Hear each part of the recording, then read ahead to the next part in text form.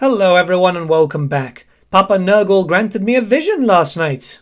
Alongside a pretty dodgy kebab, but yeah. And as you can imagine, that grants a vision of the end times. So we're going to talk about the Lord of the End Times, because we know that there's lords coming for different factions, and one of them is almost certainly Nurgle. Chaos is very much expected to be featuring quite heavily in the Lords of the End Times DLC, and we've already got a decent amount of End Time stuff already, including a lot of the End Time stuff for Khorne.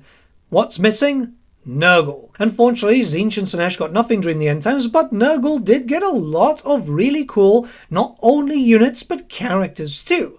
And it makes sense to finally implement Nurgle in its fullest glory. Now, one thing that does have to be stated here is, yes, this is very likely going to mean that we're going to have another legendary lord for Nurgle, leading up to 4. They're going to have more than the other Chaos Gods, and I think that's fine. It's okay to have more than the others when it makes sense. Nurgle is a no-brainer also because they don't need a patch, they don't need an update. Thrones of Decay made them so enjoyable. All they need right now is content. So we're going to have to talk about this because there is quite a lot that can happen to Nurgle. It's important to remember that the format can be a bit weird here, considering that with the announcement of Nagash, we know that there's a bunch of legendary heroes coming for Nagash. I could see that happening here too. In some way, it's a bit of a strange one, because there's not really a lot of missing Nurgle content. The first things first, I think the legendary lord is very much obvious, the Glottkin. Well, technically legendary lords, because it's 3 legendary characters. These are 3 brothers, and I would say that these are one of the most interesting characters that actually had their time in the spotlight during the End Times. They were created for the End Times. Their novella is genuinely quite good. Their history is quite sad, and what happens here is you've got 3 of them, right?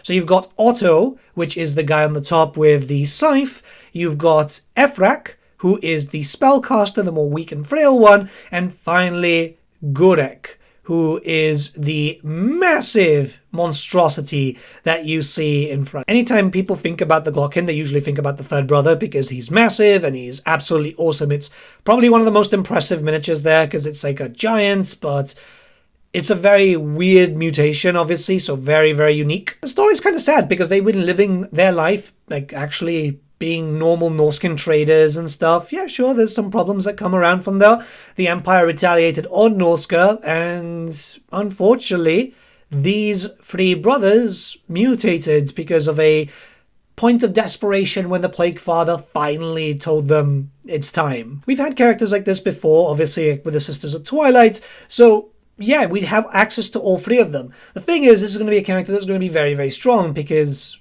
well, 2 of them are melee focused, one of them being a gigantic chaos spawn essentially, or colossal, and the other one being a spellcaster. I do wonder how it's going to go around this, maybe alternating skill lines and stuff like that, where you'll be able to get more and more magic, but if you want to get stronger and stronger, you'll have to go through other skill lines. Because if not, this is going to be a very, very strong character, so I do wonder the interpretation here and what Creative Assembly might have planned if they want to do a character like this, which I imagine they will. It's way too good of a model not to do it, right? Now, the big question is where a character like this could actually start. Because, yeah, I mean, Norska could be possible, but that would be very close to other legendary lords. Both Festus and Epidemius would be very, very close to Norska, one being in the Northern Chaos Waste and the other one being in the Brass Keep. So it does lead me to question maybe either they're going to move a character, which if they're going to, please move Festus. God damn it, it's not a great start for him, especially since he has to keep going back. This is the problem when the map starts feeling a bit too full and we're expecting loads and loads of characters to come into the End Times DLC, about 5. It's going to be an odd one. Campaign-wise, it's going to focus more around mortals, I'd say.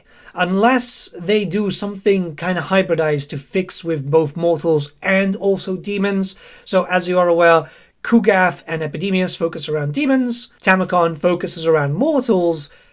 I think the Glottkin could work as a very strong point there, going as a bit of a hybrid.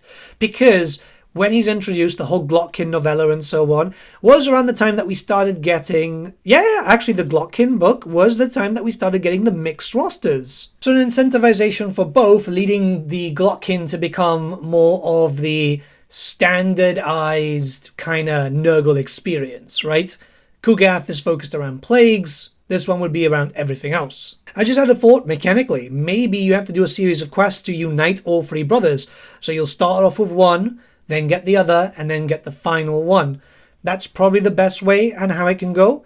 And essentially it's just wanton destruction. So I could see this as giving you missions just to go and attack stuff. Because the Glottkin, what they really did was just sow a lot of destruction across the Warhammer world during the end times. So yeah, it'd be kind of similar to that of, say, for example, like Arbal finding some enemies to fight, but with hopefully no teleport mechanic, so you're just getting those fights there until you can unite all the brothers. I think something like that would work very, very well. Now, as a legendary hero, I mean, we all kind of know what would happen. It would be Gutrot Spume, since Scar Bloodwrath is also a legendary hero. Now, Gutrot Spume is a naval master. He is actually one of the most competent naval lords in the Warhammer Fantasy setting, and not only that, but, I mean, look at him. He's awesome. Heavily mutated, one of the coolest models that we've got there. Not gonna lie, I like Nurgle as a faction, and I am starting to work on my Nurgle forces for my Old World army, and he is going to lead an army or two, I think. It's one of those really, really cool ones.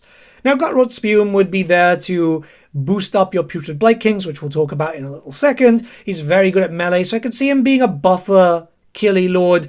Nurgle right now has no proper legendary hero. Yes, Kha'Zix the Befouled is in-game, but he's really much attached to Tamokon. So it's about time that Nurgle got a proper legendary hero that can boost up your mortals alongside the Putrid Blight Kings. There's not really too much to discuss about him, barring the fact that, yeah, super cool model. I could imagine him seeing armies being buffed to be in the ocean a bit, even though there's like no incentive to actually be in the ocean. It's one of those sad things when we're never going to have naval combat for Total War Warhammer 3, and it sucks because characters like this, and we just literally had a naval DLC, themed DLC, really do need a little bit extra. I don't know how his fleet is going to be interpreted in any way, shape, or form. You can't talk about Gutrot Spume without talking about the Putrid Blight Kings. These are units that everyone's been asking for a long, long time now. They are basically the champions of Slaanesh, but, for Nurgle.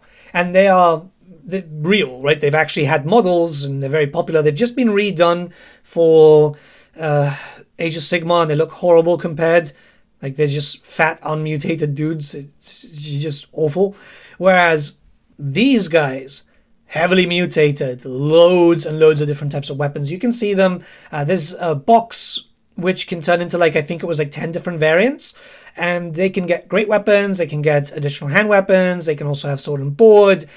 I could imagine this being done in 3 different variants, having all 3 of them as different units, because CA don't like to do mixed units. I think it's just very hard for Warscape to be able to do that, and it would pad out the DLC quite a bit. The big concern here is what's going to happen with the upgrades for the Chaos Warriors. Are they going to be like Champions of Slaanesh in that regard, or is it going to be the same situation as the Wrathmongers, where it's just oh yeah, good luck, maybe you see them, maybe you don't?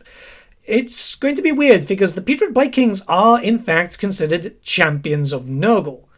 Literally, the description more or less, I think, was something of a loose brotherhood of champions of Nurgle. So it's not a tribe, they're just found in other areas. And this is what we'd see, right? There'd be small entity size, just very, very powerful. I think getting the 3 variants would probably be the best way to go, because that means that you've got 3 different units. We'll have to wait and see there. There's not really that much that they can do for units, because while there do exist other variants of this, keep in mind there are ones on Rotflies, those were never released for Warhammer Fantasy. Instead, they were released during Age of Sigmar, but there are loads of talks that, yes, those did exist, and there was a plan, but obviously then the world blew up, and the end times got rushed. As the book started releasing, things got rushed. It's not a secret. Authors have talked about it for a while now, where it's oh shit, we have to finish them faster than expected. So don't expect a lot of heavily mutated troops, but that's perfectly fine. We could already have 3 with this, right? Alright, so now we have to go into something a little bit more generic, the Great Spined Chaos Beast. So this, we already know Creative Assembly have been working on, because the concept art was in the art book, right? And we still haven't seen this monster yet. This is essentially just a Chaos Warhound that has been heavily mutated. Actually, I've got one painted up myself. I've posted it on Twitter before. And it's really, really cool, because it's an awesome looking beastie. They had it in the art book with green coloring, and I could imagine that what they'll do there is if they want to be very cool about this, it's not only just available to the Beastmen, but maybe have like tinted versions for all of the Chaos Gods. So there's an undivided one for Khorne, Slaanesh, Tzeentch, and Nurgle. And I think that would work out quite well because that means everyone gets a new toy to play around with. Beastmen obviously getting access to the undivided version. It seems too good to pass up, and I think that's actually quite important here. But now we have to talk about a few things. Pretty much all that's missing for Nurgle is there. And I do think there's a few things that they can do to kind of pad it out, because there's no missing lords, there's no missing heroes. Nurgle's in a very, very good spot right now, and it's great to see. I think that they're going to do something a little bit different. And I think that maybe the Lords of the End Times DLC is going to be a completely different format to what we've seen in prior DLCs. Not because of its size, but also its interpretation. Rather than getting another generic Lord and generic hero, it might be likely that we could get more legendary heroes, because it just kind of makes sense. And there's 3 of them which were introduced during the End Times, also very cool characters known as the Magath Riders. There's Orgots, Blobe, and Morbidex. Each of them doing their own things. 2 of them basically being like melee fighters and one being like a spellcaster. I mean, they're super cool, and it's likely that we wouldn't see Pox Mammoths as a unit anyway, which is a shame. Maybe they could actually just do like unmounted versions as a single entity monster, but again, it's all in the whim of Games Workshop, as cool as they are, by the way, because like super, super cool. God, I really should paint them up. I could use them as demonic mounts, actually. But I think, yeah, another 3 legendary heroes. It would be a lot for Nurgle. I think a lot of people would be like, well, Nurgle's got so much more. But they're just end time stuff, right? This is the problem. We're finally going to the end times, and Nurgle did get a lot of really cool shit. That's just... I don't know why, because they were never popular around my circuit. It was usually just Tzeentch. Those who played 8th edition back in the day remember that Tzeentch build with the basically unkillable Chaos Lords. But we might as well get the last stuff that's missing, and I think that's actually quite important, get it out of the way. There's a little bit more that can come from this too. If Creative Assembly want to be really cool about it, they could actually introduce 2 units that have been missing for quite some time, and a lot of people have been asking. There is the Chaos Siege Giant, which could then be available to not only Nurgle, but Chaos Undivided, the Warriors, and also the Chaos Dwarfs. I think something like that would be really, really cool. And the Gigantic Chaos Spawn, just to bring in some actual unique stuff, because there's not a lot of units missing. Unless Creative Assembly are going to pull a really big fast one and start introducing cultist units, which I wouldn't be against, considering that they have existed for quite some time in the lore. And obviously we had some models in Mordheim, which we know Mordheim models are available. The Druzina is a Mordheim model after all.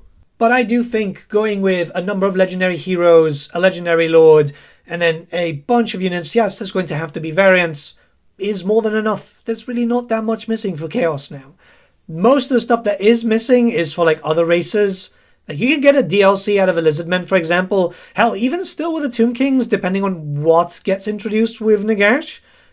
But Chaos, they've received so much love over the years, more specifically during Warhammer 3, which, hey, you know, they kept to their word. When they announced that they had begun pre-production on Warhammer 3 back in 2019, they did say it was going to be out of Chaos, and it has been a lot of Chaos.